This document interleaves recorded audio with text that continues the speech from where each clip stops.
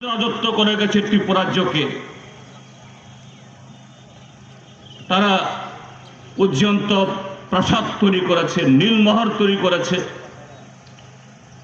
মানুষ মাটির উপরে বাড়ি করতে পারে না, তারা জলের উপরে বাড়ি করে আরামায়েশ করে গেছে। আজ থেকে 150 বছর আগে।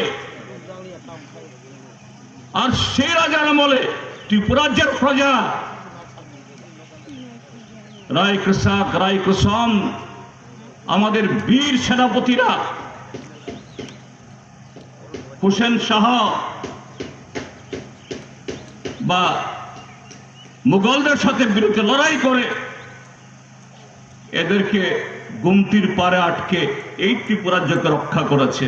কিন্তু সেই প্রজা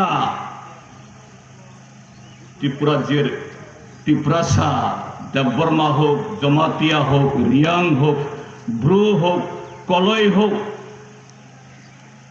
এবং তার সাথে যারা সেই সময়তে অল্প সংখ্যক হলেও যারা বাংলা ভাষাভাষী ভাই বোনেরা ছিলেন, কিছুই করেনি। রাজারা তো ভগবান, আজ ভগবানের সমালোচনা করা যায় না। কিন্তু তার পরবর্তী সময়েতে আরো যে 30 বছর ত্রিপুরা রাজ্য সরকার আসছে, 78 সালের আগে সেই 1400 বছর এবং 30 বছর কি ছিল এই অম্পি, কি ছিল তৈদু, কি ছিল আগরতলা শহর, করাই একটা বড় করাইয়ের মতো একটা জায়গা, তার বাইরে রাস্তা ঘাট, পানীয় জল, শিক্ষা দীক্ষা, স্বাস্থ্য, তার কোনো ব্যবস্থা ছিল না। বামফ্রন্ট সরকার বরং